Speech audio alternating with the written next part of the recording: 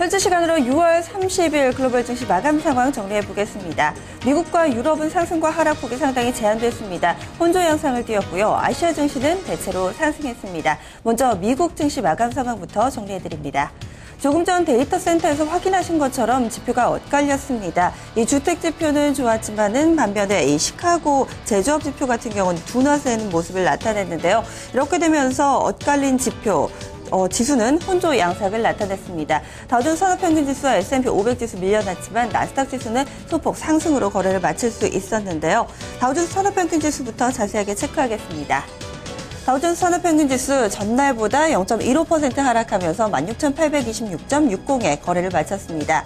장 초반에는 좀 상승과 하락에서 등락 과정 보이다가 오후장에서 이 상승으로 돌려놓지 못한 채 거의 저점 부근에서 거래를 마치는 양상을 띄었고요. 다우존스 산업평균지수는 지난주 후반부터 계속해서 이 보합권 내에서의 방향성을 찾는 과정이었습니다. 이런 흐름이 이번 주 첫 번째 거래일도 이어지는 양상을 띠고 있었습니다. 하지만 6월 한 달간 기준으로는요, 다우존스 산업평균지수 2% 가까이 올랐습니다. 그리고 2분기 기준으로 봤을 때는 2.4% 올랐다라는 점도 참고해 보시기 바랍니다. 그럼 30개 구성 종목들의 흐름도 보실까요? 오늘은 내린 종목이 좀 더 많았던 하루였습니다. 지금 보시면은 상승 종목들 함께 내린 종목 먼저 나오고 있네요. 확인을 해보시죠. 마이크로소프트가 가장 큰 폭으로 밀려났습니다. 1.3% 하락을 했고요. 이어서 항공사, 보잉이 뒤를 이었습니다. 이 밖에도 유나이티드 테크놀로지, 버라이즌 순으로 좀 나타났는데요. 19개 종목이 밀려나는 하루였습니다. 반면에 10개의 종목이 올랐습니다. 그 가운데서도 탄력이 가장 좋았던 종목이 카드사, 비자가 좀 나타났습니다. 0.7% 가까이 올랐고요. 시스코 시스템즈 0.61% 오르면서 그 뒤를 이었고, 제약사 머크, 월트 디즈니, 코카콜라, 골드만삭스 순으로 나타났습니다. 이어서 S&P 500 지수도 확인해 보겠습니다. S&P 500도 다우존스 산업평균지수와 비슷한 하루 동안의 흐름을 나타냈는데요. 약보합권에서 거래 마쳤습니다. 0.04% 조정받았고 전일과 비슷하게 거의 제자리 걸음 수준이었습니다. 1960.23포인트 거래 마쳤고요. 오전장에서 고점을 기록하고 오후장에서는 하락으로 전환된 채 다소 아쉬운 마무리를 했다라는 점 특징이었습니다. S&P 500은 6월 한 달 동안에 4% 가까이 올랐습니다. 월 말에는 다소 좀 지지부진했지만 월 초에 상당하게 활약을 했었고요. 2분기 기준으로는 5% 가까이 오르기도 했습니다. 나스닥 보겠습니다. 나스닥은 이날 유일하게 올랐습니다. 상승 탄력은 약간 제한적이었지만 그래도 3대 지수 가운데 가장 선전했는데요. 0.23% 상승한 4,408.18포인트 거래 마쳤습니다. 일중 흐름으로 보시더라도 앞서 보신 다우존스 산업평균지수나 S&P 500 지수와는 사뭇 다르게 오전장보다 후반으로 갈수록 탄력을 키우는 양상을 보여줬습니다.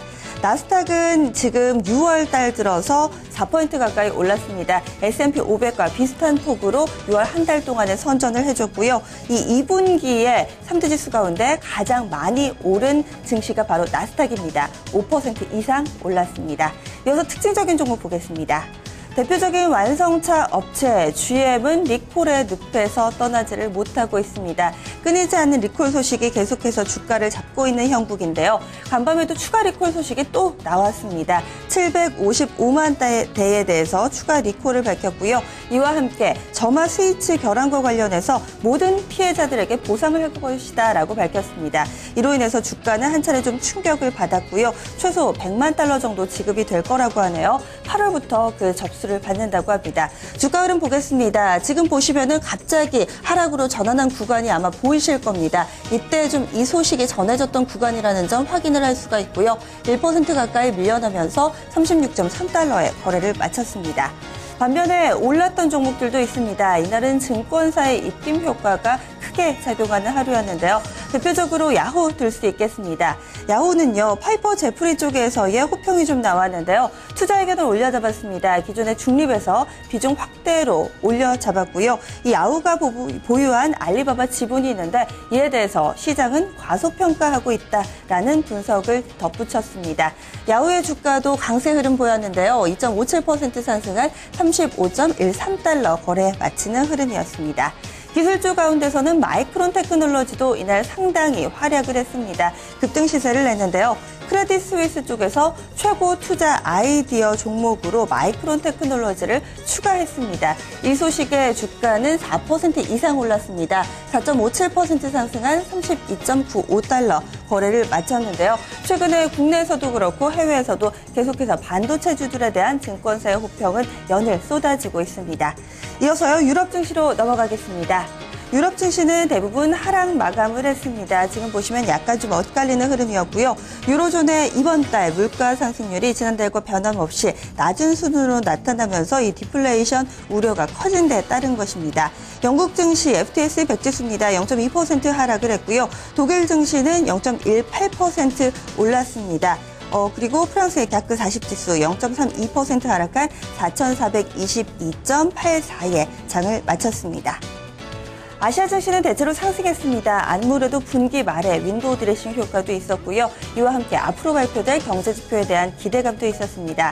일본 증시는 그리고 이전 거래를 크게 좀 밀려났기 때문에 기술적인 반등 양상도 함께 덧붙여지는 모습이었는데요. 먼저 일본의 니케이 225 지수입니다. 0.44% 상승하면서 15,162.10엔에 거래를 마쳤습니다. 중국 증시 같은 경우는 좀 제조업 지표 기대감에 상승을 했습니다. 상하이 종합지수 0.6% 가까이 올랐고요. 대만 증시도 1% 정도 상승하는 흐름을 보여줬습니다. 이런 가운데 싱가포르와 홍콩 증시 약간의 좀 조정을 받았는데요. 그래도 조정폭, 싱가포르 같은 경우도 굉장히 좀 작은 폭의 조정을 받았고 홍콩 증시 0.13%만 조정받았습니다. 글로벌 증시 마감 시황이었습니다.